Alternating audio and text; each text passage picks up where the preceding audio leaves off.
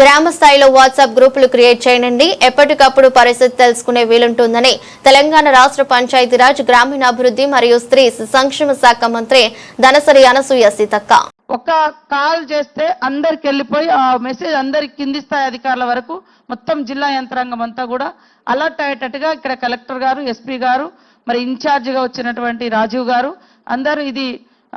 ఈ WhatsApp groups కూడా పెట్టడం, విలేజ్లలో కూడా మనకు ఎప్పటికప్పుడు ఏం ప్రమాదం అవుతుంది ఏం ఇక్కడ అనేది వాళ్ళు ఆ గ్రూపులలో కూడా యాడ్ చేసుకుంటే వాళ్ళు మనకు చెప్తా ఉంటారు. చెప్తే దాన్ని మనం కొంచెం అంచనా వేసుకొని అలర్ట్ చేయడానికి, పబ్లిక్ను అక్కడ నుంచి తరలించడానికి, షిఫ్ట్ చేయడానికి ఇవన్నీ మనం కొన్ని ప్రికాషన్స్ తీసుకోవడానికి చాలా ఉపయోగపడతాయి. కాబట్టి జిల్లా నుంచి మండల స్థాయి వరకు ఒక గ్రూప్ ఉంటే ఆ మండల స్థాయి అధికారులు ఎవరైతే ఉన్నారో విలేజెస్ తోటి మనం కనెక్టివిటీ పెట్టుకొని ఆ విలేజ్లో ఉండే సెక్రటరీ లేదా ఒకరిద్దరు పెద్ద మనుషులు, వాళ్ళు మాజీ సర్పంచ్లు కావచ్చు, ప్రజాప్రతినిధులు కావచ్చు, ఊరు మీద అవగాహన ఉన్నటువంటి వాళ్ళతోటి ఆ మండల స్థాయి గ్రూప్లో వాళ్ళ నెంబర్ యాడ్ చేసి మీ ఊర్లో వరద వస్తే మీకు ఎట్లా ప్రాబ్లం ఉంటుంది,